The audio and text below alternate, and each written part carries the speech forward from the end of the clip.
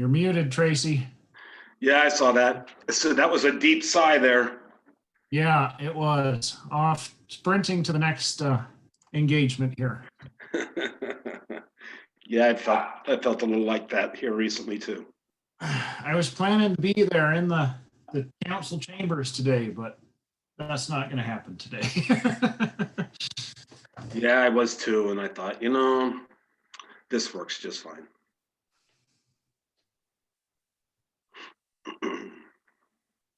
So who is in the council chambers? Is it just the chairman by himself?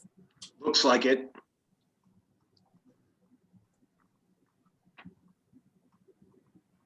Here it is. Cases of COVID are going down and we're not showing up. Inversely proportional. It's kind of my thoughts exactly too. Yeah.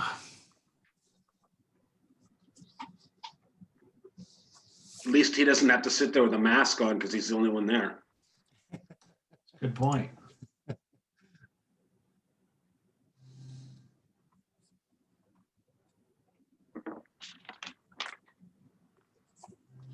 Are recording and you are live on YouTube.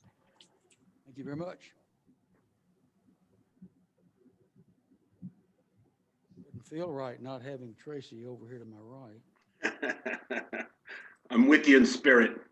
I had a hard time hearing that, any of that. Have to really get into your mic.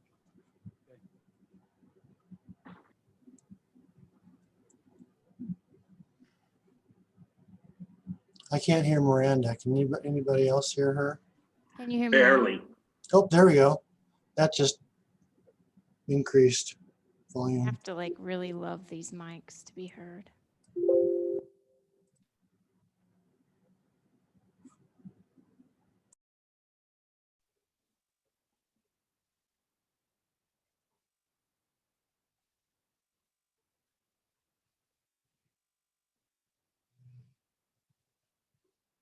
Good afternoon, everyone. This is the March 1st regular monthly meeting of the Meridian Transportation Commission. It is 3:30 p.m. according to the clock on the video. So we will begin with roll call, and I will read that if I may. David Ballard. Zachary Shoemaker. Here. Ryan Lancaster. Present. Walter Steed is here. Tracy Hopkins. Here. Stephen Lewis. Here. Jared Smith. Tom LeClaire. Here. And Joseph Leckie. Here. Appear to have a quorum of the members. I'll call the ex officios now. Luke Kavanagh. Sean Martin. Here. Tony Teasdale. Here. Alan Updike. Here. Elisa Taysom. Here. And Justin Price.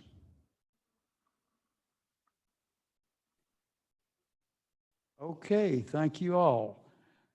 Next item is the adoption of the agenda. Neither I nor staff has any changes to anything, so I would ask a motion and a second to adopt the agenda. So moved. Second. Have a motion and a second. Any discussion? All in favor say aye. Aye. Aye.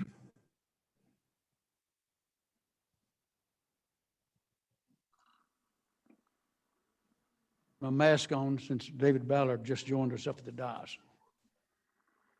Or joined me up at the dais. Okay, the next item of business is the approval of the minutes of the February 1 meeting. Does anyone have anything to say about the minutes? Any corrections, changes? Mr. Chairman, Yes, Stephen. just a couple of comments and questions. On the first page on the roll call, I think Mr. Ballard was there for the meeting last month. Yes, he was. And then Good catch. on page 6 of the packet, in the number 4 discussion of the public hearing, the second paragraph, it talks about how there were 44 other written testimonies submitted.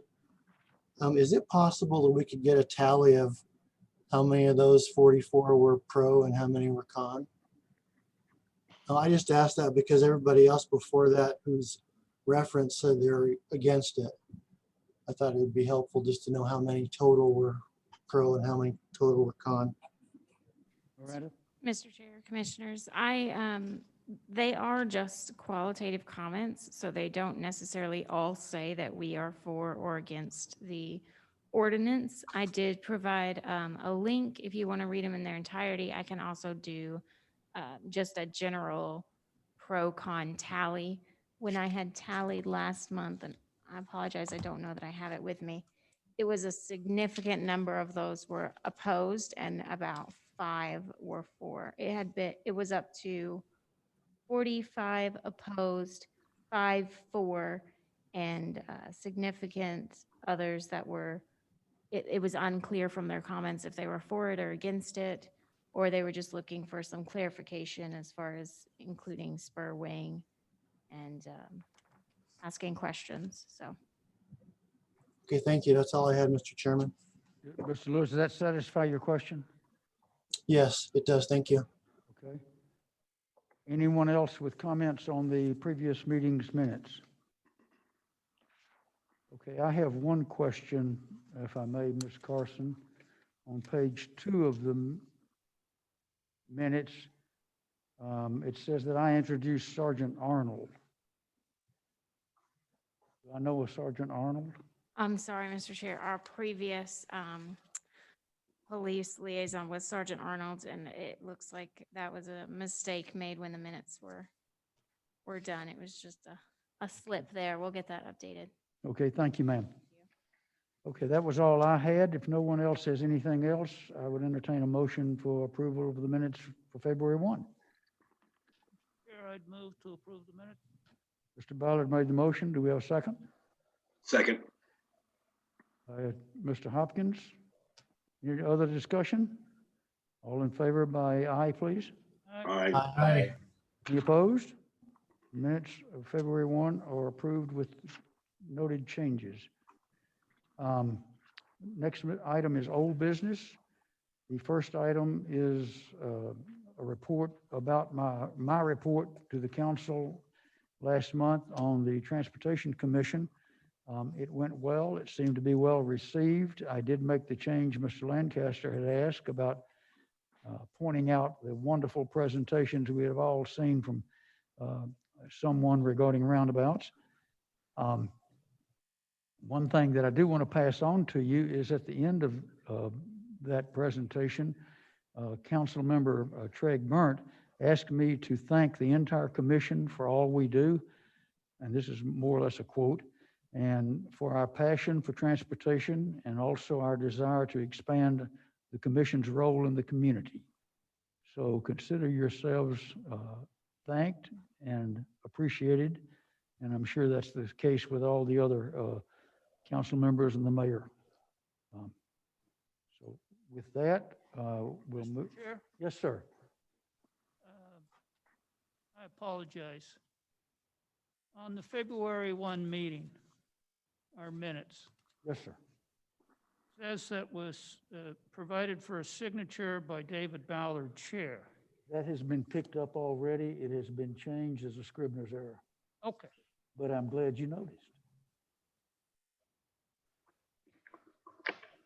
Okay. Mr. Chair, if I may just let Yes, you, ma'am. Justin Price, Luke Kavanagh, and Jared Smith have joined us on Zoom. Thank you. Welcome all. Okay, old business item number 3, the Ordinance and Development Subcommittee update by Tom LeClaire. Yes, thank you, Mr. Chairman, members of the commission. If we met twice in February, pursuant to the commission's request that we revise and study the ATV UTV draft ordinance. After a very good public hearing where we received a lot of good information about draft number 1. And so we have come up with a new draft. And this is as you go into your packet there, at the beginning, at the top of the page for item 3 here, it says draft 2/19/2021. And so that is what our subcommittee reviewed and supports. And we're presenting this to the commission for consideration. We have, so there's a few key things, and others will probably pick up on these items, but we have a new definition here. It's not brand new, but it's a reference definition that will be put into the ordinance that will clarify a few things. One is the section mile, and a concept that is in other planning and development documents that the city has. And we have a list there, an initial list of the streets we are talking about. And then we also reference the Ada County Highway District's definition of public streets. And we refer to those and as we continue this new draft. So the draft number 1, as you remember, was kind of just a ban on these vehicles, and we reconsidered based on the public input. And what we've come up with is a concept where the streets of concern really for the safety of these vehicles and for the effective management of the city streets by our police department. The big concern are the arterial and collector streets. And so those streets that are on edges of sections that are in our city's plans tend to be very busy, faster moving, heavier traffic streets. And so we think that's where we need the focus for the safety of these vehicles. So we have basically permitted use of vehicles on local streets. And so this will be, this we think will cover many of the things that were discussed in the first draft that were tried to become exceptions. And instead what we have is a even bigger exception for these vehicles to allow homeowners or to operate these vehicles in their local neighborhoods. Basically, as long as they're safe and follow the rules of the road, they're okay. So it's a much more limited restriction on these vehicles. It's much more wide open, and police department thinks this addresses the key danger areas that we are worried about. And it helps, again, this is something just generally philosophically, we all talk about helping the police department. We all talk about supporting our officers that work every day on the streets of our city and keep us safe and sometimes put their lives on the line. And this is something that we can do to help them conduct their daily shifts and daily patrols in an efficient and effective way. And so that's, personally my motivation for this ordinance. And I think it's a good set of rules now that will be clear for our officers and for the users of these vehicles to follow. So I think that's enough of a summary, and I would stand for any questions, and we have other folks who will I'm sure, be presenting and talking about the benefits of this ordinance. Thank you, Mr. Leclerc. Before we open up for questions, comments from the commission members, I'd like to ask Deputy City Attorney Emily Kane for any comments she might have about this change that we've made. It's not, I wouldn't call it dramatic, but it's a different approach to attempting to give the police department some assistance in their efforts to try to explain why they're dealing with ATVs the way they are. Ms. Kane? Thank you, commissioners. So Commissioner Leclerc covered it. I guess I can't speak to the police department's aspects of this so much as just the amended draft that you see before you. And I would add that I did some cleanups. As you recall, there were a few redundancies and just sort of things we needed to fix between the last draft and this draft. So I did that. And as Commissioner Leclerc mentioned, the exception for operation of ATVs and UTVs on local streets does now expand that allowed travel area to that section mile. This definition of section mile is copied almost word for word from the Unified Development Code. So this isn't new language. It's a parallel with our zoning code. But I'm happy to answer any questions. Okay, thank you, ma'am. If I could ask Sergeant Frazier if you have any comments on this at this time? Thank you, Mr. Chair. I worked closely with the subcommittee, obviously, when we went back and revisited the draft ordinance here. And I think this is a somewhat easy and effective measure we can take to be able to explain these things to the public, have our officers know what it is the city wants to do regarding these issues, and allows us to educate and prevent issues as they arise on these UTVs, ATVs, and golf carts, and take enforcement action if necessary. That's not the goal. The fine amount is very low. This isn't about writing tickets or citing people.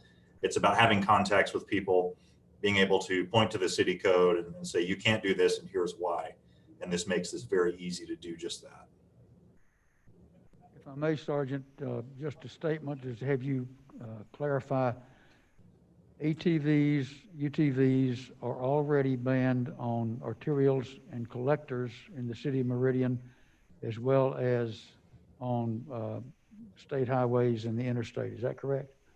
Effectively, yes. The wording in this draft ordinance kind of reaffirms that and makes it a little safer definition for people to be able to understand. Nobody knows what an arterial or collector is, outside of this meeting, or a select few people in the population. In so many ways, this draft ordinance summarizes a number of state statute issues and makes it easy to digest that way. Thank you. Okay, I think, let's see, Jared, you were the other subcommittee member. You have any comments to make before we open it up for the group? I don't have necessarily any comments. I did have a quick PowerPoint presentation I was preparing for if we had a public hearing or anything like that. If there are any questions, it seems like you guys covered it all pretty well, but if there's any benefit later on or presently, I'm happy to show that now. We do not plan to have a public hearing on this today. It was not publicized as such. Yeah. There's no one in attendance in the council chambers other than Ms. Carson, Commissioner Ballard, and myself. I don't know that there's anybody on Zoom, but we're not opening it up for public comment today. So with that, I would ask the commissioners, comments, questions, input. Mr. Chairman, Mr. Lewis. just one comment, and it's kind of more of a formatting thing, I think. On the second page in new section 753, part F, where it talks about privately owned land and premises, that that sentence, I think, is the only one that talks about private property. And it's in the section, talks about public rights of way. I think it needs to be pulled out into its own section, perhaps. It talks about private property, because, you see what I mean? Ms. Kane? Mr. Chair, Commissioner Lewis, I do see exactly what you mean. I can make that change. Thank you. Oh, as long as we're talking, the thing in the staff communications about the proposed bill in the legislature about pulling the authority from local governments to restrict ATV, UTV, has that gone anywhere, or is that still in committee, or what's happening with that? Okay, I can respond to that. Sure. I don't have direct knowledge, but I've talked to people that purport to have knowledge. There was a subcommittee meeting on House Bill 164 last, I think it was Wednesday. And although I didn't watch it and didn't testify at it, I'm told that there was a fair amount of discussion and that they, I'm not sure they officially tabled it, but they put it off to, with no action taken, to look at it again at another similar, or the same committee will look at it again tomorrow. So that's what I know about it at this time. So it has not moved out of the subcommittee it's assigned to, which is Transportation and Defense, if my memory serves. And they are going to look at it again tomorrow. So no movement in the past week. Okay, thank you, Mr. Chairman. Ms. King, that's all I have. Other commissioners? Mr. Chair, Mr. Ballard?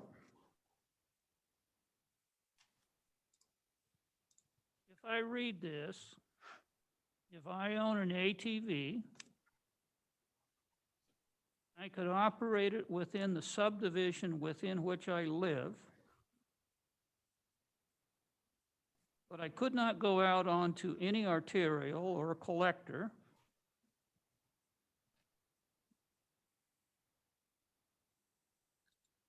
And then if I happen to, okay, so that's my first question. Is that how this reads? Sergeant Frazier or Ms. Kane? Mr. Chair, Commissioner Ballard, that's correct. Okay, because my subdivision is bounded by 4 section line roads: Eagle, Overland, Locust Grove, and Franklin. So I could drive around inside my subdivision, but couldn't get out on any other street. Correct. Okay. Not being facetious, but if I had helped a friend of mine moving and whatnot, and had somehow gotten my ATV or UTV over to his house, which is 2 miles from my subdivision, I would be outside the section mile within which my residence is located. So how is it that Sergeant Frazier and his officers would know that I was inside or outside of the 1 mile circle around my residence? Sergeant Frazier? Thank you. Yeah, we had discussion about the best way or ways to determine where somebody lives, whether it's a driver's license, vehicle registration, or what have you. Knowing as a law enforcement professional that a lot of people don't keep their information updated anyway on their driver's license or their vehicle registration, ultimately it's going to boil down to a common sense approach for the law enforcement officer to determine where the owner of the UTV or ATV lives. And that could extend, if the officer gives discretion, to the house which they're operating from, at that moment or for that purpose. There's a couple things to keep in mind with the situation you posed. It would be illegal both under the city code and the state code for you to cross the arterial or collector to get anywhere outside of the section mile where your subdivision is.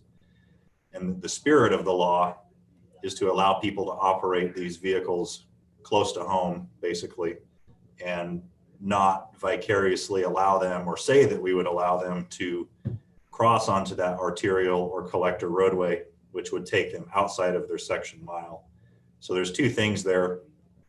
Ultimately, I can envision situations where an officer is going to have to have a conversation and apply a little bit of common sense and determine whether or not the operator of the UTV is operating under the conditions of the city ordinance. If I may, I don't mean to be argumentative. I don't have to leave, I don't have to go onto an arterial or collector if I put the ATV in the back of my rig and haul it over. Say we're going on a camping trip and then we disembark and I'm unloading there in that other subdivision, probably a rare. So I haven't violated the law. So what's the probable cause to stop me to find out where I live if I'm buzzing around in my neighbor's neighborhood? And that's another topic for discussion that came up. Law enforcement wouldn't have reasonable suspicion as the legal precedent to stop somebody riding a UTV just to determine if they're in conformance with the city ordinance or not. If an officer observes somebody on an arterial or a collector, that's reasonable suspicion or probable cause, obviously. Aside from that, that officer would wait to see if they observed a moving violation, basically anything that a car would or could do to get pulled over before making that stop with those people. So in your situation, if you're outside of your section mile, but you're following the rules of the road and haven't violated any laws of the road, you wouldn't get stopped in the first place. So you wouldn't be in that position. An officer wouldn't be able to stop you just to make sure that you were in your section mile. Thank you. You know, I want to comment that in that regard, Mr. Ballard, the intent of what we're trying to do, the subcommittee is trying to do, and the other two members can correct me if I say it wrong, is to provide the Meridian Police Department with an ordinance that they can more easily explain to people that they do have reason to stop, why they did it, and what the law says about it. What's been explained to us by Sergeant Frazier, representing the traffic enforcement portion of the MPD, is that they can find themselves in extended conversations trying to explain state code, city code, this code, that code, to someone about why they got stopped on an ATV. And what has developed and is before the Transportation Commission at this moment is a attempt to provide the police department with a much clearer and cleaner way to make those explanations and either issue a warning, a citation, whatever it is they feel they need to do in the particular circumstance. We're not, in my mind, attempting to give the police department a new weapon to go after ATVs. I don't think any of us are thinking that, and I certainly am not. Other commissioners, questions or comments? Mr. Chairman, Mr. Lancaster. I'd like to ask a question of our Councilman Kavanagh.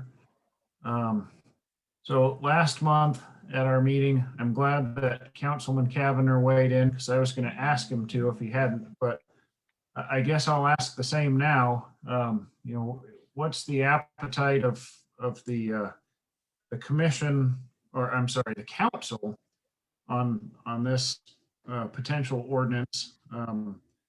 I guess before you answer, I chuckled a little bit after the meeting last month, thinking that if those that testified knew our track record with recommendations to the city council, they would have been begging for us to recommend that it pass. But you know, with the report that Mr. Chairman brought back from his council report, hopefully, we can work together more as a team here in the future. But, so back to my question, what's the appetite of the council, do you think, Councilman? Well, Mr. Chairman, Yes, sir. thank you, Chairman Steed. I wasn't going to chime in because I was expecting Commissioner Lancaster to reach out and ask. I try really, really hard, as you know, to never speak or forecast the will of the city council, in part because sometimes I don't have a good bearing as to where they stand on an issue.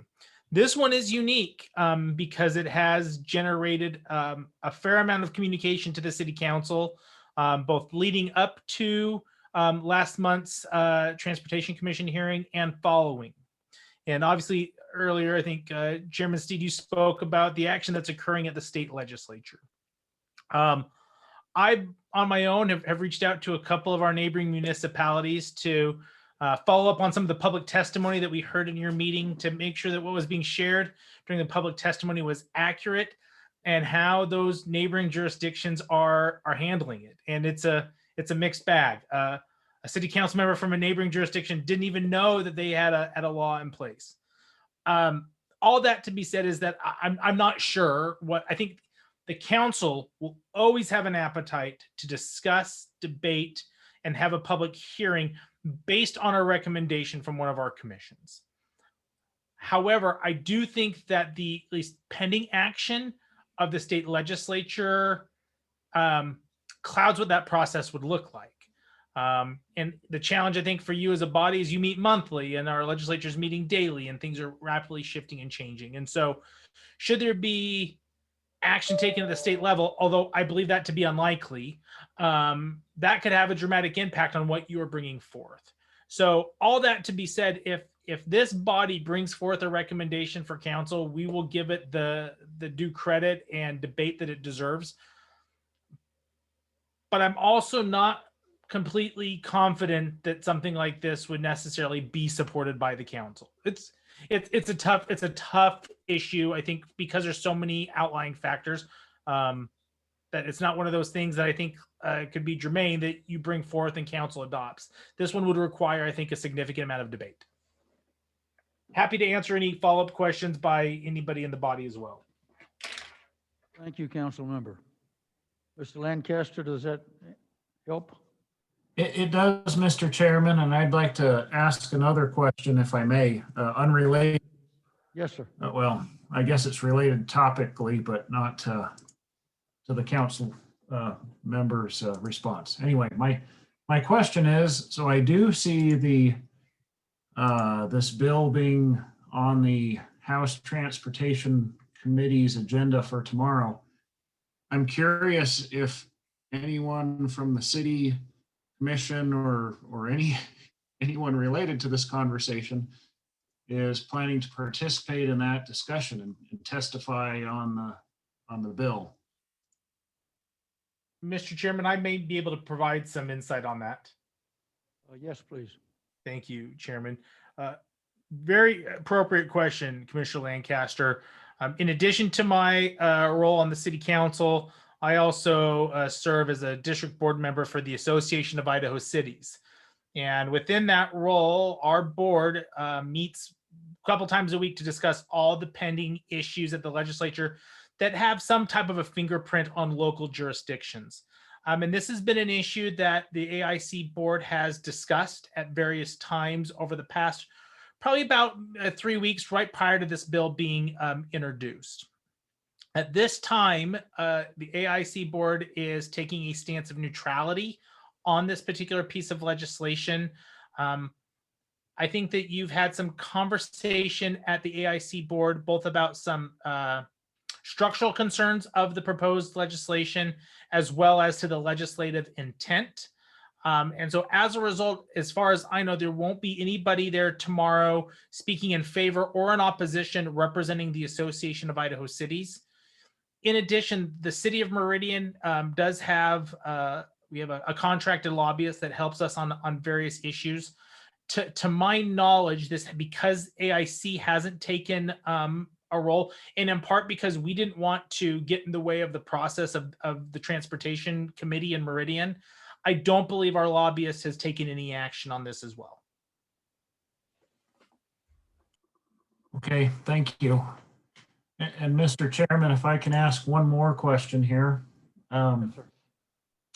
So I guess this is for the city's legal staff.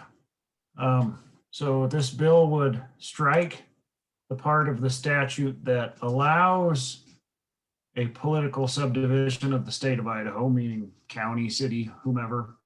It would strike that from the law, but I'm curious what practical effect that has, So it may not be specifically allowed in the statute, but is removal of that allowance the same as a prohibition? I tend to think that anything that's not prohibited is allowed, right? So if it's just not specifically allowed, is it prohibited?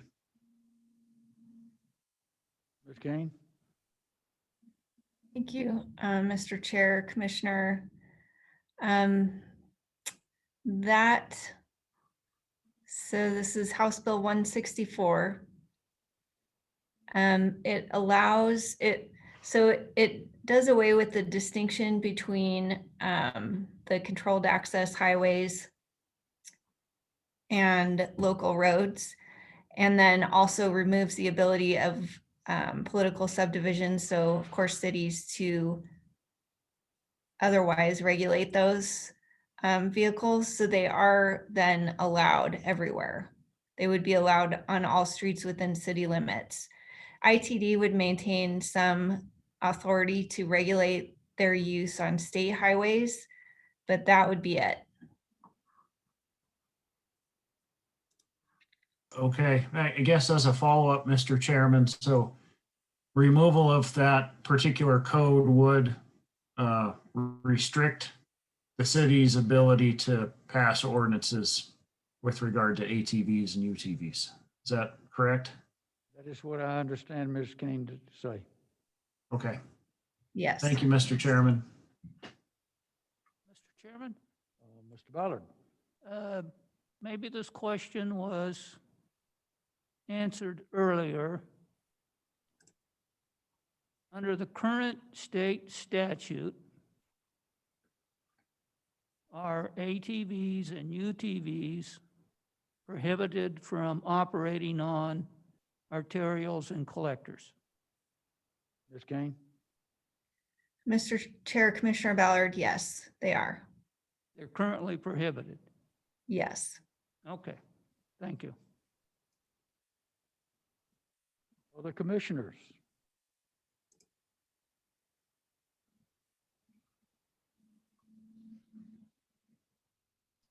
Mr. Chair, Mr. Smith?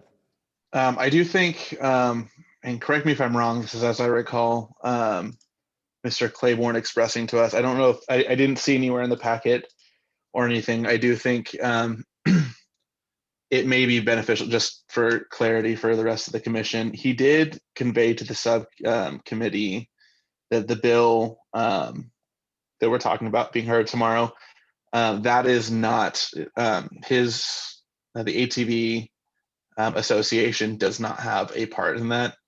They did not bring that forward. That was written outside of their intent. They have a different bill moving to the legislature. I don't know that that changes too much, but I feel like that might be beneficial for the commission to know, because I know there was some discussion at previous meetings about potential future changes to state law.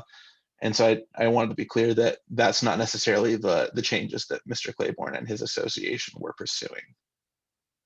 Mr. Smith, that is, as I remember it, and maybe all or the majority, or certainly of the people that spoke at our public hearing last month, are not part of Mr. Claiborne's ATV group, but his group is not part of House Bill 164, but they have their own bill in the legislature that they are supporting. And I can ask Ms. Kane to tell you a little bit about it if you care, but it might muddy the water even more. It does not affect cities and counties and local subdivisions from being able to address ATVs. His bill. Mr. Chairman, Mr. Hopkins. you know, I want to tell the subcommittee that put this together that I thought you did a good job of addressing a lot of the things that the people came before us and talked about it. I probably would have been an absolute no on the first one, but I think you really tried to incorporate that stuff. I think that's really good. I'm not sure how you can carve out certain golf courses like we have. I think that's going to be an ongoing problem, but we'll leave that to the legal team to figure out. But I think you did a good job. Thanks. Thank you very much. One comment I would make as part of that was Sergeant Frazier did share with me that he visited with a good many of those people that spoke a month ago, and some probably didn't. And like his officers who have a problem explaining the rules on ATVs, that group of persons who went to the trouble to come and talk to us, which we really appreciate, they didn't have a clear understanding either. The whole thing is apparently quite confusing to most everybody. Again, I'll reiterate that my belief, and if it doesn't, I want Sergeant Frazier or Ms. Kane to tell me that what we're attempting to do is to bring some clarity to the question and issues regarding ATVs, UTVs. Tom LeClaire, did you have your hand up, sir? No, that's all right. Okay, thank you. Any other comments by commissioners? Questions? Mr. Chairman, I heard Mr. Ballard first and then Mr. Lancaster. Maybe this is a philosophical point. I understand the current law, but I struggle to distinguish an ATV from a motorcycle, motorized bike, and scooters. And I'm still struggling why we would allow 4 out of the 5 on the streets. Arterials, collectors. I'm just kind of curious, and I know that's a philosophical point. I understand what the police are asking, and I appreciate that. But I can't distinguish an ATV from a motorcycle or a motorized bike. Thank you. Do I leave that hanging, or are you expecting someone to respond? No, I was just making a philosophical comment. Okay, that's fine. And I guess if somebody could explain why we want to take this group of vehicles off the road as opposed to the scooter, the motorized bike, and the bicycles, I'd be happy to hear that. And I don't say that facetiously. Mr. Chair, Mr. Smith.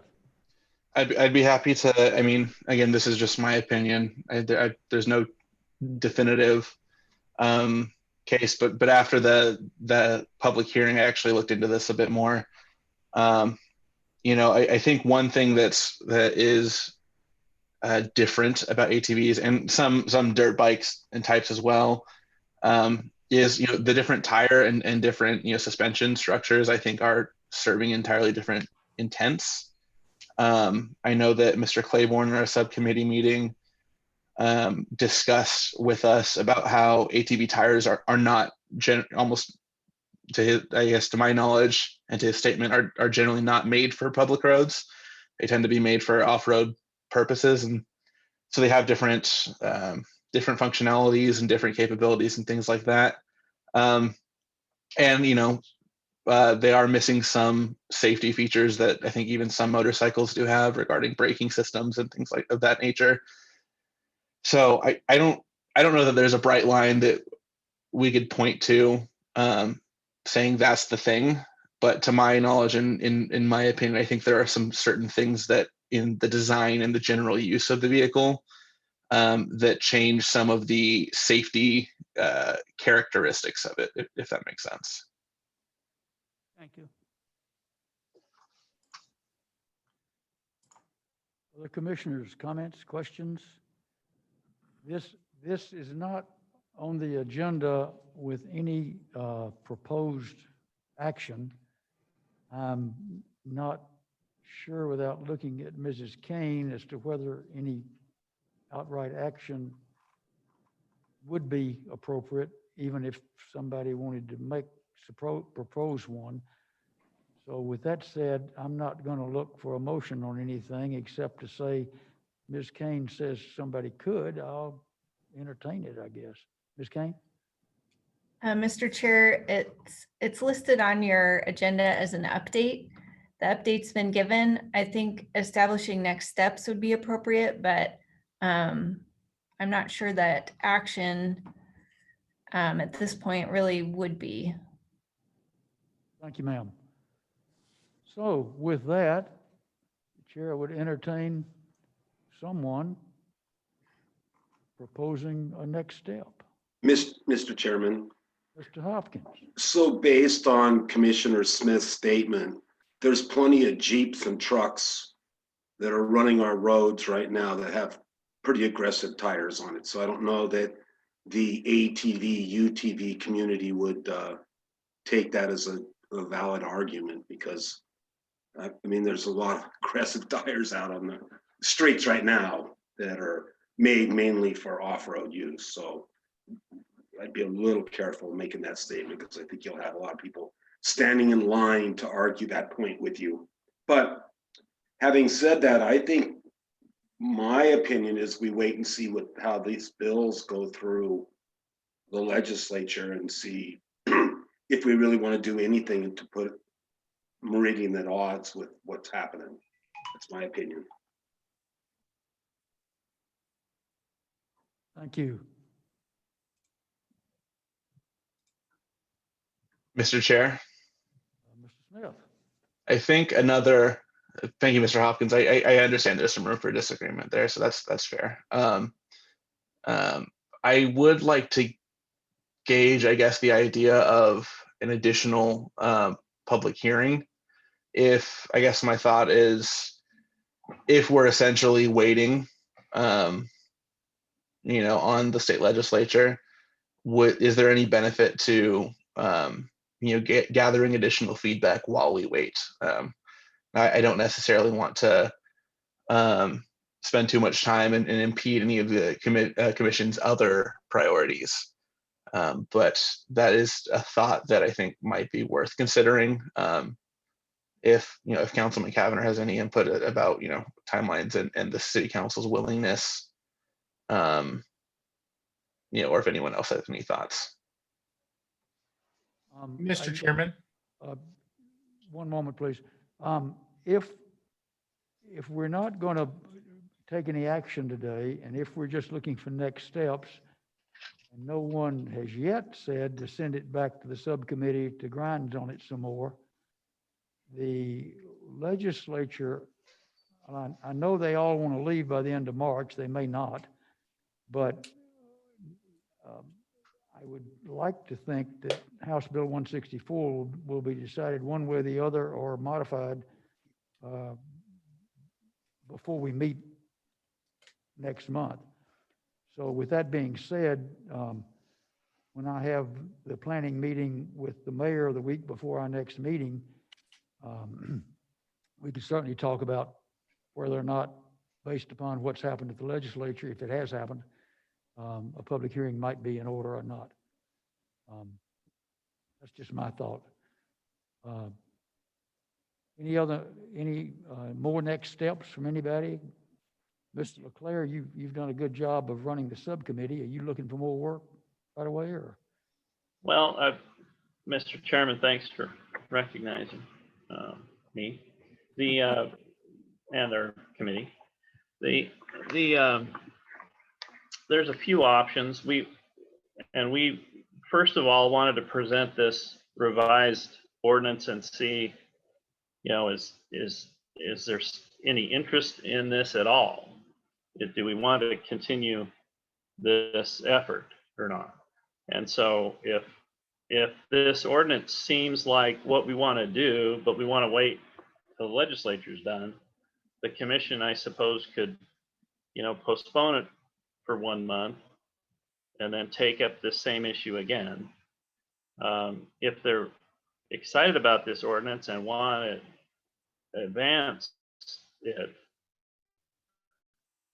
there's a couple ideas. We could just, first of all, we could just send it on to the city council, and they have to deal with it at some point if we think it's a good idea. And so it's conceivable we could do that today. If we wanted more public testimony, we could conduct another hearing on our own, and we could do that at our next regular meeting in April. So that there were several ways to go with this revised ordinance. And so what we're asking the commission today is for a motion to give us some direction, or to hand this off to the city council, or to say, we just don't think this is a great idea anyway, forget it. And so we wanted to get something in that spectrum of answers to make a decision to make a next motion. So I'd like to hear some more thoughts, and if I don't hear a motion, I'll make one. But we just want to know what the next step is. Is there support for this? And if there is the support so great we're ready to give it to the council? Or do we think we want to tinker with it some more and send it back to our committee? That's okay. So we want to, I guess we're open to a motion to take a next step on this concept. And again, I think it's an effort to help our police department implement this sort of open state law that isn't very clear to officers on the street or users of these vehicles. So that's where we are. Sort of the door's open, and I'll make an effort to move it forward one way or the other if we don't hear a different motion. But I thought I'd just give some options to you all and let you think, let's decide what you want to do. And Mr. Chairman, Mr. Lancaster's had his hand up a couple times. I probably want to go to him. But so thanks, and I'll make a motion in a moment if it's necessary. Okay, well, Ms. Kane, a few moments ago, upon a question I posed to her, was that we weren't really set up to take direct action on this. So a motion to move it or kill it might not be in order. Mr. Kavanagh, Councilmember Kavanagh, someone right before we moved ahead with a couple of other comments had posited a question in your direction. Do you remember what it was, and can you help me out here? Mr. Chairman, I don't think that there was a question that was posed to me. I think I was just going to chime in with maybe a suggestion of, I think, kind of getting to, Mr. Chairman, what you talked about is at least seeing how things play out at the legislature, and then as you meet with the mayor to do your agenda setting, to then see if it's appropriate for a public hearing. If that's the will of the body, I would caution, or just, I'm a firm believer in public hearings and the value that they bring. I worry sometimes if there are multiple public hearings in the Transportation Commission and then multiple public hearings at the city council level, the public can feel like that they're being ran through a marathon. And I know that's not the intent of this body, would be the intent of the city council, but just to be aware of that prior to scheduling multiple public hearings. Mr. Lancaster, did you have something to offer, sir? Yeah, Mr. Chairman, just in response to Commissioner Leclerc. So I don't have a motion for you, Commissioner Leclerc, but it does seem prudent with, the workings of the legislature going on in their time frame. And I'm skipping ahead to our staff communications and saying Ms. Kane's recommendation that we just hold on to this topic for a month, and hopefully by our next meeting in April, a lot of these questions will have been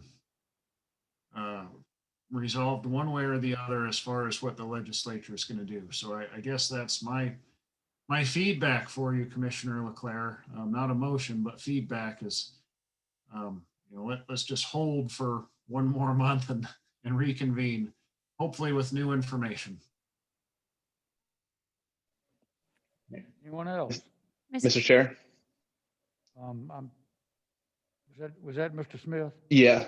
Okay, go ahead. I think my only thought, I guess it's just a scheduling thing. When we think about holding till next month, is it holding till next month and then next month deciding whether or not we have a public hearing the following month?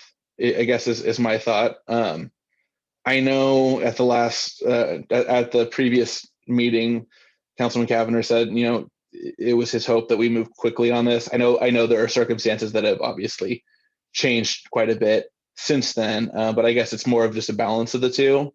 So I'm not making a motion, but my thought is maybe we motion to have some discussion, debate, and maybe action on this next month, and then pass it to the city council or kill it or etc. But I think maybe having action next month after the legislature hopefully is able to sine die, we can have a discussion about this and take some action. So I think that would be what I would prefer personally.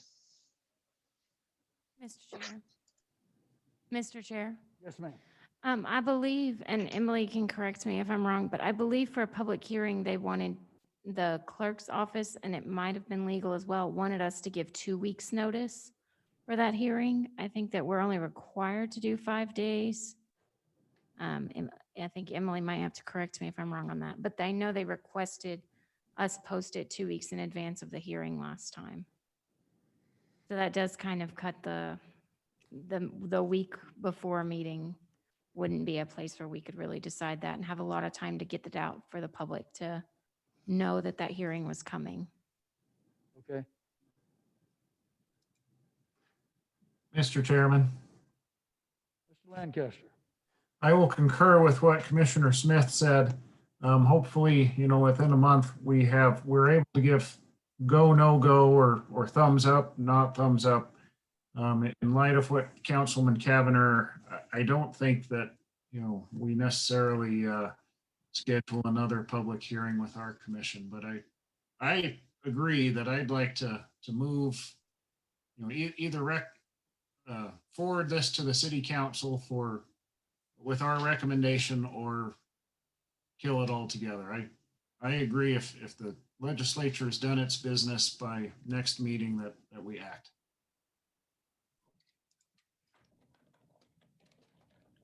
Mr. Chairman. Mr. Leclerc. Well, I think we just want to hang on to it then, it sounds like. So let's unless there's real consensus to not do this, I would say let's go, let's hold this on our old business agenda and consider this topic at our April 5th meeting. And so I would move that we postpone this consideration of this draft ordinance for 1 month, and that we consider it again at our April 5th Transportation Commission meeting. We have a motion. Is there a second? Second. Second by Mr. Lancaster. Discussion. Mr. Chair, Mr. Smith. I just want to make sure I'm clear. We would hold this on old business, and then next month we would decide whether or not to hear it the following month. Is that correct? Okay. I think Yes.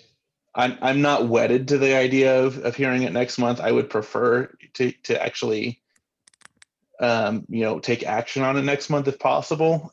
But if that's, if the will of the rest of the commissioners is to hold off another month, that's all right by me. Mr. Chair, are we, Ms. Carson. just so I understand, are we saying that we want a public hearing next month, or the Transportation Commission wants to discuss it again next month? I believe Mr. Leclerc's motion was effectively table it until next month. Yes. Is that correct? And then take action on it, or just discuss it further? Mr. Leclerc? It would remain on, I'm just asking that basically, yes, that we would table this leave it on the table for the commission's business, and that we take it up again under old business next month. And we decide at that time, do we forward it to the council? Do we just schedule another hearing at the next monthly meeting that we have? Because if this bill passes the legislature, the whole thing's mute, and we would just take it, postpone it indefinitely off the calendar. If the legislature is unable to get a bill through, which I think is at least 50-50, then we would then want to proceed, I think, with this legislation. And so we're voting to keep this alive on our agenda. If I'm reading the group right, it seems like we want to do that. There are some, I think, here who would just as soon we kill it today, but we'll get to that. And if we don't have enough votes to hold it on the agenda for a month, then maybe that's what we will do today. But I think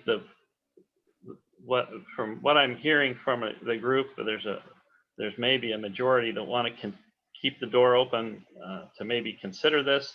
If the legislature is unable to tell us, forget it, we're taking your authority to make this kind of law away, then we will, of course, it'd be mute and we'd take it off the agenda next month. But I think this is, I think it's at least 50-50 that we'll have, we can make progress on this so that we have a clear ordinance in our city to guide our police department and the users of these vehicles on how we want to manage this issue in our city.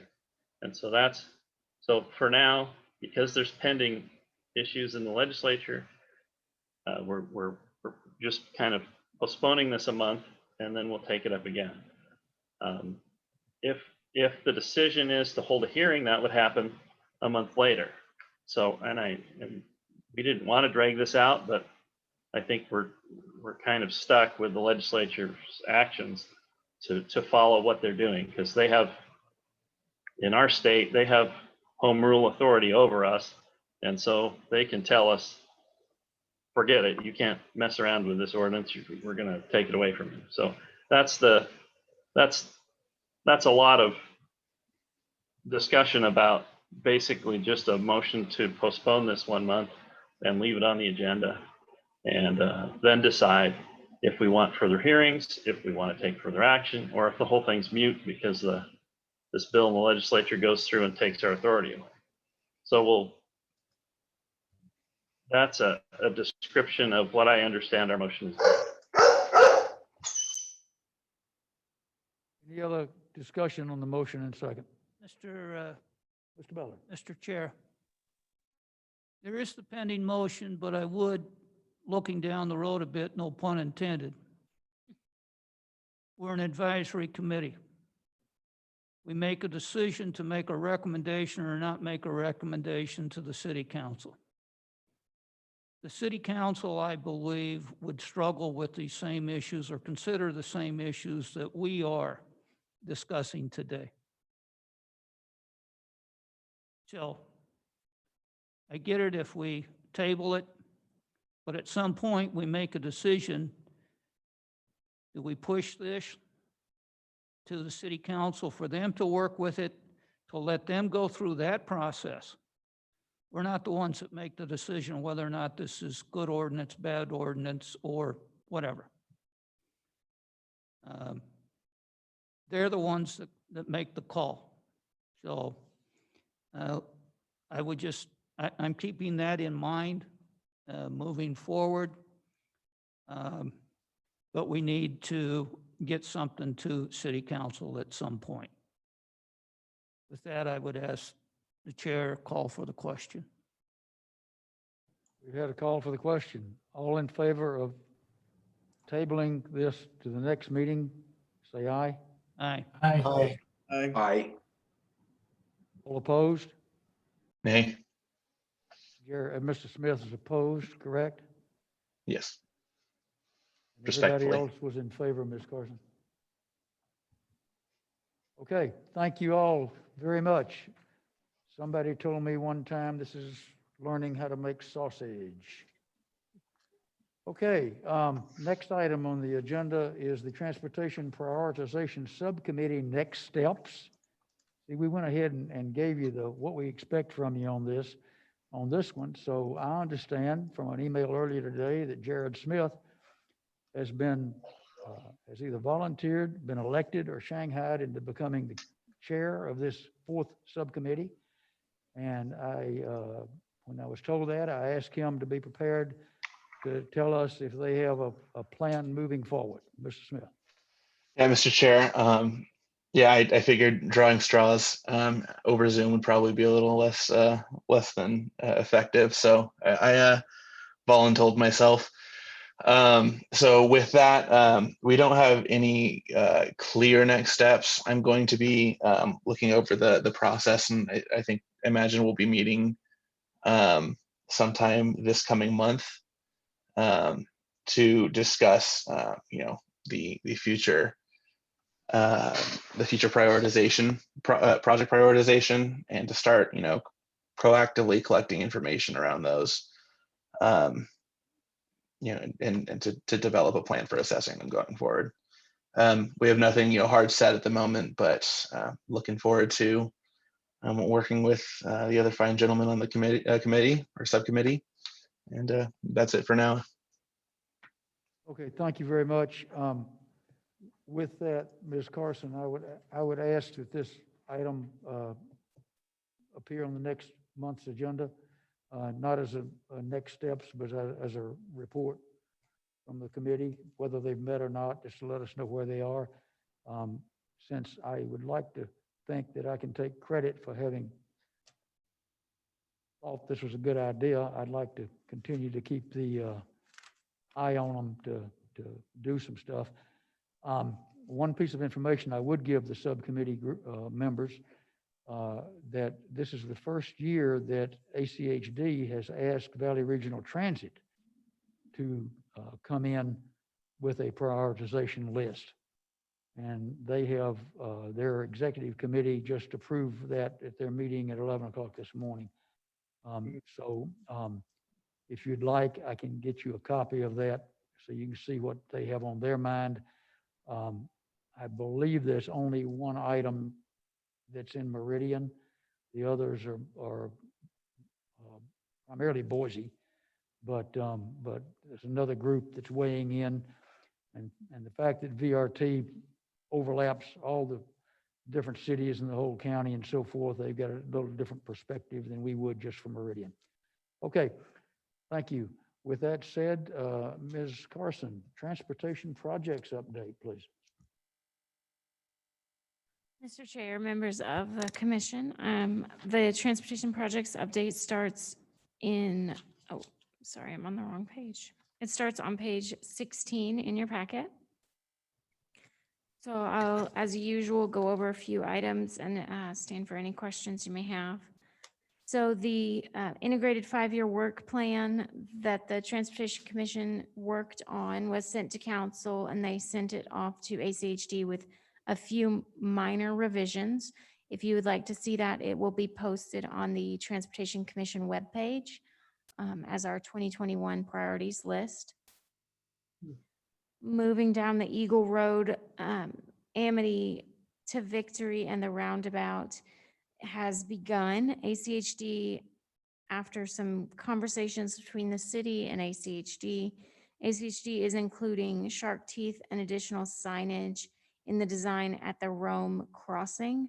I'm not sure if you remember, but there is a crossing at Rome that's atypical for our city. The crossing will be set back from the intersection. So ACHD has agreed to include some additional paint and signage to hopefully make that more aware for our neighbors, since that's not a typical design in our city. City staff is still advocating that the landscaping at Rome will create visibility issues, and we've not heard back. Well, we have heard back from ACHD. They've not reached out to the neighborhood yet to address those issues, but they said they are planning to address it after their other design is complete. So we're not sure how that will be handled, but I will keep the commission updated on that. The 10-mile Amity construction began this past month. U-stick at Black Cat as requested has been added. That is an interim traffic signal. That is an interim traffic signal there. And also we'll be adding next month McMillan and Black Cat, as I became aware today that that intersection will be getting a signal as well. So next month you'll see that in your packet. 10-mile road, Victory to Overland.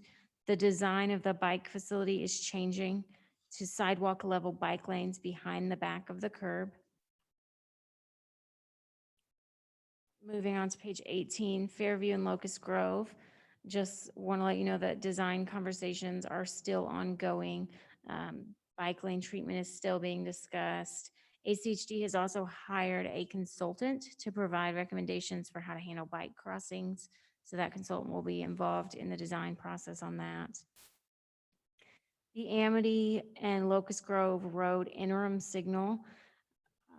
It was in the packet last month, but I want to point out as well again this month that there is no sidewalk or ADA improvements planned in that project. The signal is considered interim, but they expect the intersection improvements to last 10 years. So for the next 10 years, that will not have ADA improvements or sidewalks. If that's something that the Transportation Commission wants to provide any comments on as a individual commissioner and a city citizen, or just as a commission as a whole, I'm happy to take those comments here or offline. Moving on to page 19, the ITD projects. ITD is getting the designs ready for Highway 16. If you haven't looked at that web page yet, I'd urge you to go look at that. They've got their visioning and their phasing documents posted now. So those still early in the process for that, but some good documents up to keep up to date on that. And they expect the concept plans to be complete this summer.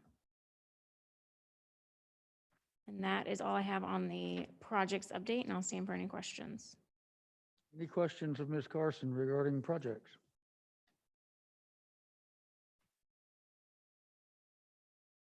Okay, Mr. Chairman, Mr. Lancaster.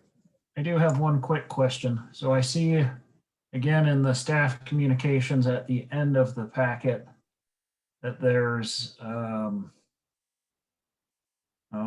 95% design submittal for future illumination and interconnect plan for, what is this, U-stick and Black Cat? I guess I'm asking, are we being asked to comment on that, or is that just for our information? It seems related to this topic. Ms. Carson? Mr. Chair, Commissioner Lancaster, I'm sorry, I did mean to point that out. I was asked last month to bring the U-stick Black Cat interim signal into the project's update. And with that, I also received this week an email that had the 95% design. So I wanted to include that in the packet. I'm sorry, I meant to mention that when I gave the update on that project. There is not any comment or request from the commission. That is just for your information. Great, thank you. Okay, any other comments from the commissioners? Okay, on to new business. Edison Bautista has a ACHD South Meridian Neighborhood Bicycle and Pedestrian Plan introduction for us today. Mr. Bautista. Thank you, Mr. Chair. Good afternoon, Commissioners. So, let me share my screen real quickly for I prepare a presentation for all of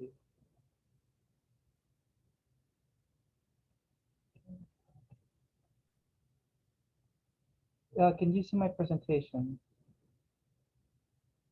Perfect. Yes. Good afternoon, Commissioners. My name is Erenzo Bautista, ACHG Senior Transportation Planner. In today's presentation, I wanted to introduce the South Meridian Neighborhood Plan and provide a brief overview of the neighborhood plan process. The neighborhood plans is a planning tool developed to identify community priorities for future bicycle and pedestrian projects within a specific planning area, in this case, South Meridian. The projects identified in this plan promote safe, effective, and convenient walking and biking facilities for residents and visitors. In this graph, we display the ACHG level of completion for the neighborhood plans that have been adopted. The Garden City and the North Meridian neighborhood plans are the most recent plans adopted on September 23rd of 2020. This graph reflects that once these neighborhood plans are adopted, there is an ongoing process of working the projects identified into a plan. As of now, ACAC has completed 287 projects and 145 projects currently programmed in the integrated 5-year work plan. In this slide, we wanted to display the planning timeline for the neighborhood plans. The neighborhood planning process started back in 2012 and finalized the first iteration in 2022. The South Meridian neighborhood plan is the 16th of the neighborhood plan process. The neighborhood plans will cycle back and start over to review any new development in each of the planning areas. The South Meridian planning area is highlighted in this slide. The light polygon delineate the planning area. The plan area generally follows the city limits south of I-84. The neighborhood plans aim to achieve the following goals. Identify and map the biking walking destination as it pertains to the planning area. Through a robust public outreach process, identify the needs of connectivity, transit, biking, and walking facilities to gather a general consensus of community recommendations. Develop a plan that communicates existing conditions and needs as well as convey proposals of projects to both the public and ACHD. Through analysis, technical review, and public outreach, define, prioritize, and rank projects that address the needs identified. Additionally, we will identify key existing gaps in the sidewalk and bicycle network. Through this process, we aim to brand the neighborhood plans to ensure recognition throughout the community of these planning efforts and ACG continued commitment to bicycle and pedestrian improvements. Through the standard neighborhood plan procedure, public outreach is conducted in 2 different stages. First, through a student outreach, we work with students in the planning area to identify any concerns or recommendations they have regarding the routes to and from school. And second, through the public involvement meetings, where we work with the public to identify the general needs and recommendations for the planning area. In this slide, we present the project schedule. We kicked off the neighborhood plan back in December. During spring 2020, we're planning to conduct a public outreach as well as the project identification process. And during the summer, we will conduct the project prioritization and the development of the plan. During the fall, we plan to present in front of the ACC Commission with the final draft of the neighborhood plan. Also, we're planning to visit the City of Meridian Council at key points throughout the project.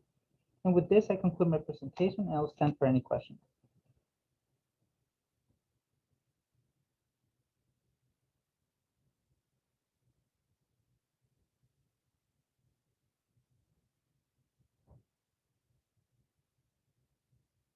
Okay, comments, questions?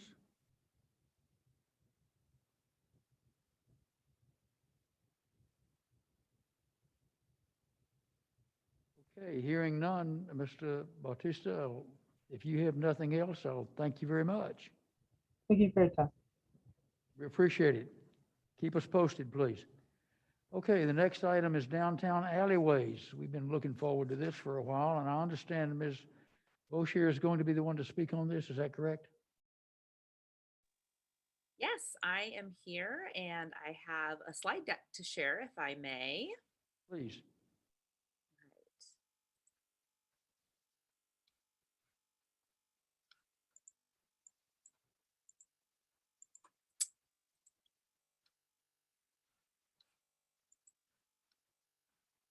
My word, you'd think it was my first Zoom call. Sorry, getting the right window pulled up here.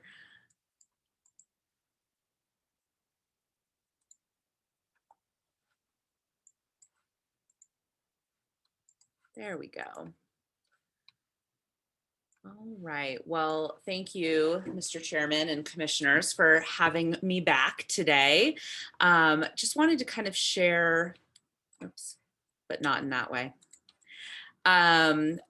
Present, how about that? I just wanted to share some of the findings that we came up with as we sort of polled downtown business owners, particularly stakeholders along alleyways in downtown. And I know you had a memo in the agenda that Ms. Carson sent out, and, you know, just to kind of remind everyone of how we got here.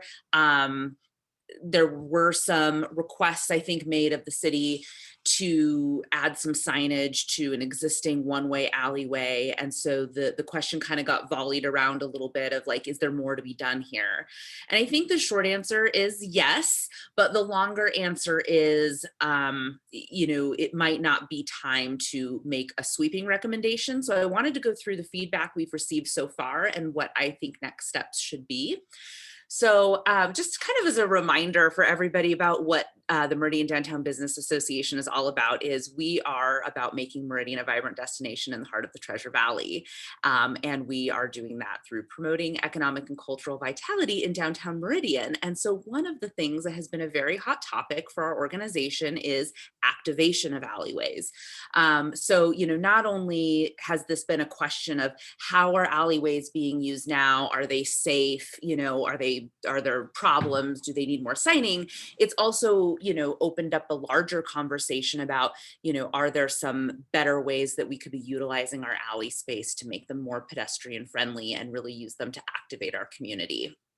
So the question is, you know, what is the aligned vision for alleyways in downtown Meridian? We aren't 100% sure yet. But what we did find out as we went out for feedback is that, well, first of all, to be fair, the overall response and participation was just honestly very low, even over the many months that we spent kind of postponing this, thinking, okay, we're going to get more feedback. You know, as things start getting back to normal, we'll have a better feel for things. But I think that between either, you know, folks just being out of their general well, being out of office for some of the alleyways that are just used for employee parking, and, you know, being out of their regular like business hours and business rhythms with everything COVID related, we just weren't getting a lot of valuable feedback. One like overarching bit of feedback we did get from stakeholders on current one-way alleyways is that they're not obeyed and they need better signage and enforcement. So that is definitely one thing that I wanted to share that did come out of this feedback, is those were kind of some of the most vocal folks were the ones who were on one-way alleyways, and we're finding that those alleyways were not being used as prescribed, and there wasn't much enforcement around that. And then also in the feedback we did receive, art and activation for alleyways is generally supported across the folks that we were able to get responses from. When it came to the reception of an idea of one-way alleys throughout downtown, for those on alleys that were already supposed to be one-way, as I mentioned, they were some of the more vocal folks. They were all generally in favor of one-way. They were saying like, yes, it is one-way. It's supposed to be one-way. Can we please have people actually use them that way? While those on alleyways sorry for the typo there, that are currently 2-direction or just not signed. Most of them didn't think having them one way would help or improve anything specific. And then, just in kind of asking about current usage of alleyways, the majority of people responded that they're used by delivery trucks, large delivery trucks, and employee parking. And then very minimally, we got responses that, general public was using those, or there was light pedestrian traffic on those. So all of this kind of comes to, I think, maybe one specific recommendation we have now that I want to go over before I kind of come to what I think the larger ask or next step request is here, is we do have a really great opportunity to activate the alley kind of called out on this map here as the Pine and Idaho alleyway, specifically from 2nd Street that dumps into the Generations Plaza parking lot. The vault has recently been approved for a facade improvement grant through MDC, and will be moving forward with a courtyard project on that alley. And between the size of that alley and just kind of the complementary businesses that are kind of along that alleyway, being restaurants whose patrons may use that courtyard, or folks who might be like parking close by to frequent those restaurants, that would be a prime candidate for a one-way alleyway as soon as kind of things get started with that courtyard process, because it's already going to reduce the width of that alleyway right now that is currently 2 ways. And we are trying to see that really activated with some pedestrian traffic. So the specific recommendation there is going to be that becomes a one-way alleyway, entering from 2nd Street and exiting through the Generations parking lot onto Pine. And so, that has kind of come from conversations with stakeholders all along that alleyway, but of course, specifically Josh Everts, the owner of the vault, who is, really helping us push this vision of activating these alleyways for pedestrian use, was generally in support of that as well. So, this is one specific kind of project or ask that came out of this feedback. But I think the biggest discovery we made is that it would be really great to have some kind of process, and maybe it's just an education thing. Maybe there is a process and we just need to better understand what that would look like. But for requesting new alley signage when opportunities or challenge arise and downtown stakeholders need action or support, because like I said, we didn't get enough of a response to feel like it would be responsible of us to make a sweeping decision as an organization that one specific decision should be made about all alleyways and how they function in downtown. But we do want to be able to support our downtown businesses when they do want to, head up a project to really activate an alleyway, or if they are having problems with, access, parking, safety, that kind of thing in alleyways, to be able to just kind of submit those requests and get help with taking action on those items. So that's kind of for me now, I think, where I'm asking for the folks on this commission to maybe sort of advise, how do we advise the advising committee on taking those actions when needed? That's really all I have for you guys today. Thank you, ma'am. I have one question for you, if I may. Oh, please. Is there a way to take the low response as being people don't see a problem? Perhaps. So commissioners, thank you for giving me the opportunity to answer this. And I will be diplomatic, because actually I kind of don't care. I really wish people would be kinder to the volunteer public servants who reach out to ask how they may better serve our community. I was kind of shocked. It was really Nick Grove and his team at MLD Unbound who really like hit the streets, hit the phones, and really polled folks. And they just really got a lot of like, not interested. Like, you know, as if they were out soliciting something, which is really too bad because we really just want to understand how we can best serve our community. So, you know, for what it's worth, live on YouTube, I'm just saying, I wish people were kinder to public servants. I'm sure I'm preaching to the choir. But anyway, so in terms of low response, yeah, I do think some of it was just, you know, probably representative of not a need right now. And again, I think that that could have a lot to do. Like if, you know, bars and restaurants and things were as active as they could be, we may have seen a little bit different level of response. It might have been top of mind for people like, oh yeah, every time that truck comes, they have a problem getting in and out. But unfortunately, it's been a long time since folks have experienced some of those pains of busy delivery days and alleyways. So I think it's a little bit of both. A very long answer to that short question. Thank you for indulging me. Thank you, ma'am. Mr. Chair, Mr. Ballard. Bossier, David Ballard, if I may. Yeah. Couple of questions. Several years ago, there was the Pegasus report that studied downtown, and granted, that was maybe 5 years ago. And I don't recall if in that plan there was any suggestions about utilizing alleys or any study on which way to push traffic through the alleys. I just raised that occurred while you were speaking.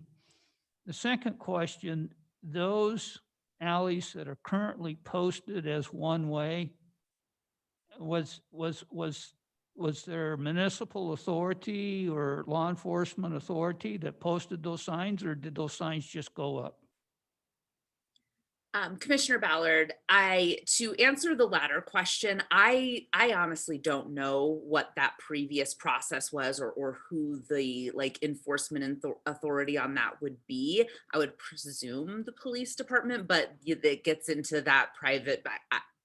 I just really don't know is the answer to that question. So that's an area that I could certainly try to make myself more knowledgeable. To answer your question about that study, to be really honest, we did not spend a lot of time going back to that. It was probably just a little far from our memory and, you know, kind of out of sight, out of mind. And so you do bring up a great point that is certainly something that we could revisit. However, I will, you know, also imagine that things have changed, you know, quite drastically and are continuing to change on a daily basis in our downtown, where I don't know how incredibly relevant that feedback would be today, which is honestly, again, kind of why I'm sort of ending this with the weird like non-recommendation recommendation that I am, is that I mean, we don't know what tomorrow will bring in terms of, you know, what's going to happen when all of these residents do come to downtown, what's going to happen with these businesses. On one hand, we want to be in front of it, but on the other hand, we don't want to prescribe something that is going to, you know, we don't have anything to base it on. So we would rather sort of, I don't know, collect more data, more information as these residents fill in, as these businesses fill in, and look to kind of see what is happening naturally so that we're not trying to like go against the grain. And then I think the final thought related to your questions, Mr. Ballard, would be that, you know, typically I think it's just following that pattern of making sure that like access to alleyways and the direction of alleyways kind of go with that flow of traffic. So, you know, that's the reason that one of the reasons that we are asking or looking at a westbound one way on that particular alleyway is that, you know, it would basically be a right turn from southbound 2nd Street, which again is a little prescriptive in terms of, you know, we know that we also have some goals to activate 2nd Street, and that kind of falls in line with that. But yeah, I'm not sure if that answers the question in terms of like, how do these things typically work? I think it's just so that it is a normal flow of, like right-hand turns when possible. If I may, Ms. Bowser, I would suggest, and I get it that you may want some more information, but I would suggest that maybe a preliminary plan be drafted. And I was going to say your best guess. You've done a lot of study. Mr. Grove's done a lot of study, so I applaud that. But take that information if you would. My ask would be draft a preliminary plan and let us take a look at it. Yeah. I'd like to see your work come to fruition. Me too. Thank you. Thank you for your time. Thank you, Mr. Ballard. Other commissioners' thoughts, comments? Mr. Chairman, Mr. Lancaster. so I'll echo what Commissioner Ballard said right at the end there as far as let's see a plan. It seems like this topic has been one of those that's kind of lingered for a while. And I think it's very appropriate for this commission to take it up, whether we take it up as sort of a project or Lindsay takes it up as a project. But at some point, we need to see more information than we've seen, right? Whether that comes from city staff or from whatever group. So that's my comment. A question, and I remember asking this question, but I don't remember what the answer is. So this might involve Mr. Martin. So I'm giving you a chance to your heads up, but who owns the alleyways in this area of Meridian? Are they ACHD jurisdiction? Are they private property? Are they city property? What's the jurisdiction? And again, I remember that I asked the question, but I don't remember what the answer was. So my apologies for re-asking, but it has been a while in my defense. Commissioner Lancaster. Yeah. Most of the alleys, if not all, most of the alleys in Meridian are public alleys and would be owned by ACHD. Okay. Excellent. Thank you, Mr. Martin. So that kind of answers my next question as far as if there were a plan to do something that would involve ACHD. So thank you, Sean. Thank you, Mr. Chairman. And Mr. Chairman, Commissioner Lancaster, if I may, respond, maybe ask a follow-up question or make a follow-up request. I completely understand that ask, and I will do everything, I can to educate myself on sort of what that plan would look like. But I'll just be really honest, being that we are we are not a formalized like business improvement district. We don't have necessarily, we are an association of business owners whose area of expertise lies not necessarily in this area.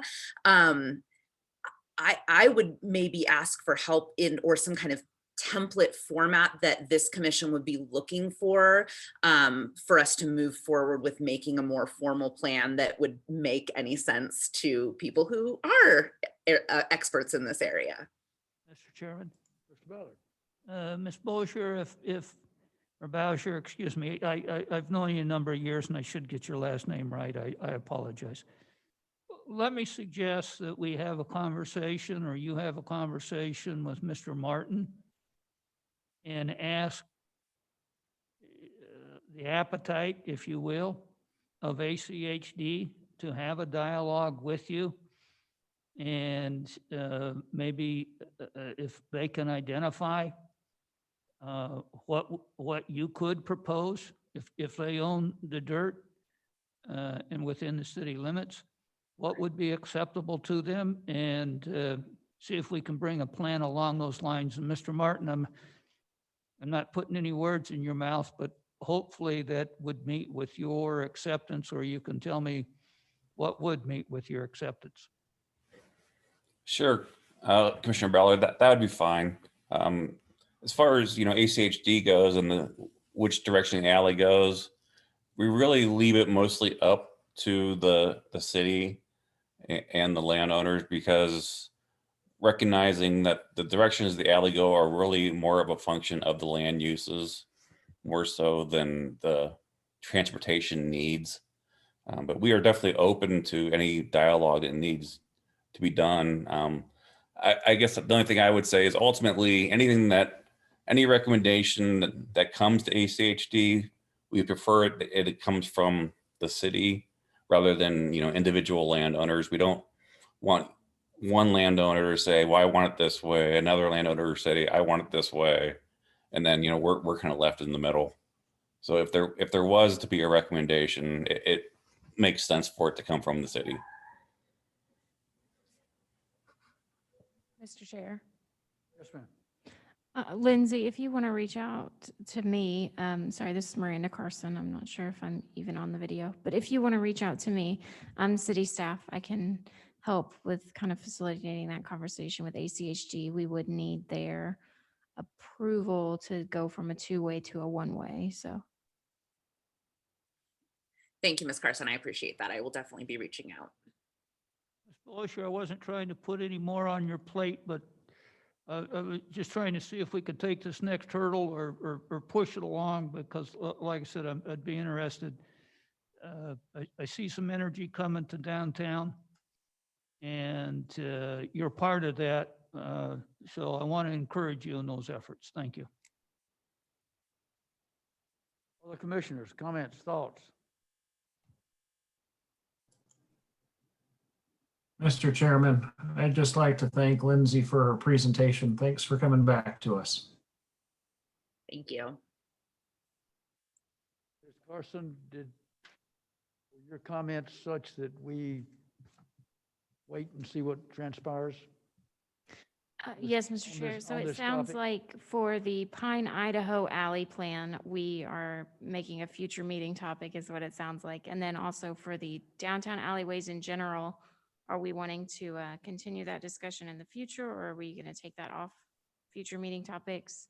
Doesn't sound like we have enough to go on right now, but I can leave it in future meeting topics until the commission decides to address it again, if that's what the chair would like.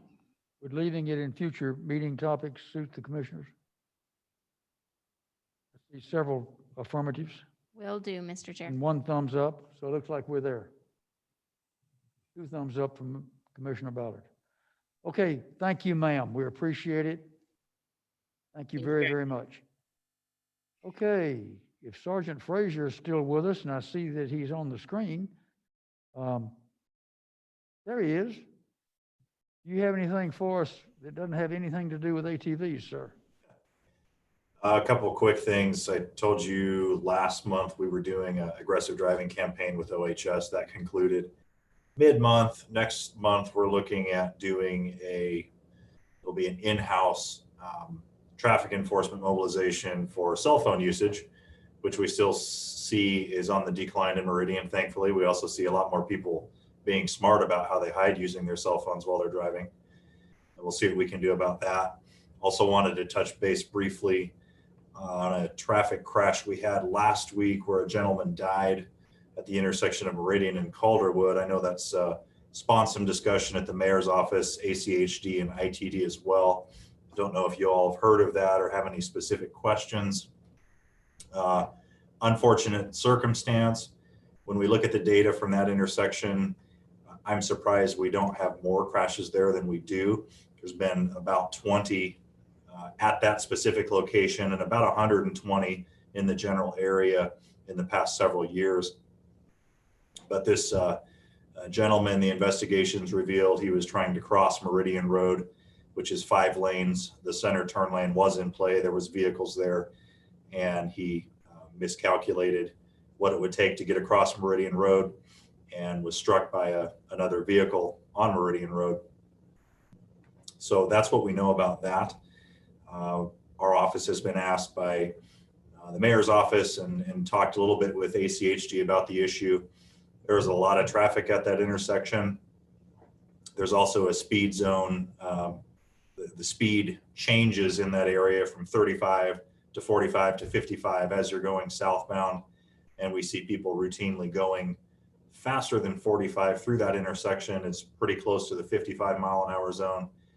But trying to do anything about that from an enforcement standpoint is very difficult because there is a lot of traffic there, and making a traffic stop or locating a traffic stop at that around that area to address speed is oftentimes very dangerous. It's more dangerous to make a traffic stop right there sometimes than it is to observe people going a little bit over. So that's all I have. I don't know if anybody has any questions. I'll certainly be here if you do. Any questions for the sergeant? Okay, sir, thank you. We appreciate your time and efforts working with us on all these different topics. It's most appreciated. Thank you, Mr. Chair. Okay, the next Mr. item. Chair, Yes, ma'am. if I can add, I was going to add to the future meeting topics, but now's the perfect time to bring it up. That item was requested to be reviewed by the Transportation Commission for future meeting topic. Okay. Just letting you know now before we get to future meeting topics. Okay. Thank you. Okay. After the last meeting, I reached out to Commissioner Shoemaker, explaining to him the committees that we have and asking him if he had a preference to serve on one of those. I don't know that I offered him the opportunity to say, no, thank you, I don't want to bother with one. But he did select one, and he said he would like to be appointed to the Ordinance and Development Subcommittee. So consider that, please, a request from the chair to see if the commissioners are in agreement with placing Mr. Shoemaker on the Ordinance and Development Subcommittee.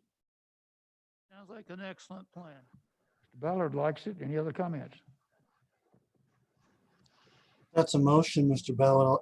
I'll second it. That was a motion, Mr. Lewis. We have a motion and a second. Any discussion? We welcome the help. Come on in. All in favor of the motion to assign Mr. Shoemaker to the Ordinance and Development Subcommittee, say aye. Aye. Aye. All right. Anybody doesn't want him? Okay, congratulations. We will put you on the list of people to be notified when we have a next meeting set up. At this time, we do not have one scheduled. Okay, Ms. Carson, you're back up for staff communications, please, ma'am. All right, Mr. Chair, the staff communication starts in page 24 of your packet. The first is actually follow-up questions that we received from some questions council members had, but I thought it would be relevant for the Transportation Commission as well. So those 1, 2, 3 are questions that were asked by a council member, and the answers there in red from Christy Enselman on just clarifying some of that process. The second item is that Parks and Recreation, the Meridian City Parks and Recreation Department has identified 13 areas as kind of prime locations for some priority pathway projects that we can get knocked out as a city. So I included that in your packets. As we're our Transportation Commission, we talk about roads a lot, but multimodal transportation is just as important. So that's in there as well. The next 3 items are two House bills and a Senate bill that are up. We've already discussed the House Bill 164 to regulate UTV rules. House Bill 131 is to allow for wider sidewalks. Currently, ACHD as a local highway jurisdiction can only take 8 feet for sidewalks, and so this bill would allow them to take more than 8 feet as their board determines. That was read the 3rd time today and passed, so that bill is going to Senate now. On page 28, Senate Bill 1106, that is not something that was a correspondence, but I felt it was important for me as city staff to communicate to you, so that is in the staff communications portion. That bill proposes the current law requires land use agencies to take local plans into account. The only exception to that is ITD does not have to take local land use plans into account when they do their roads. This would extend that exemption to local highway jurisdictions. So essentially, it exempts ACHD from taking into account city land use plans and ordinances when they make their plans. So if you would like to follow the progress on that, it is there. And then finally, we've already discussed is the U-Stick and Black Cat interim 95% design. So I can stand for any questions. Any questions from Ms. Carson on the communication section of the agenda?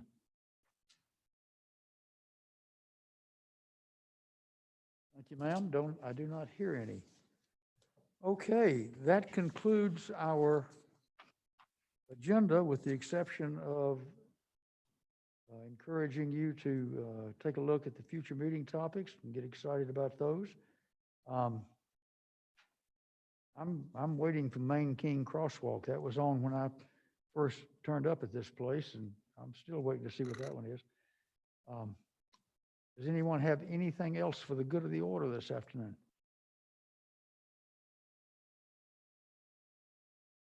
That being the case, the chair would entertain a motion to adjourn.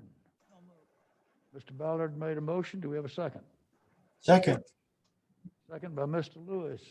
All in favor, say aye. Aye. Aye. Thank you all. Very good. Thank you.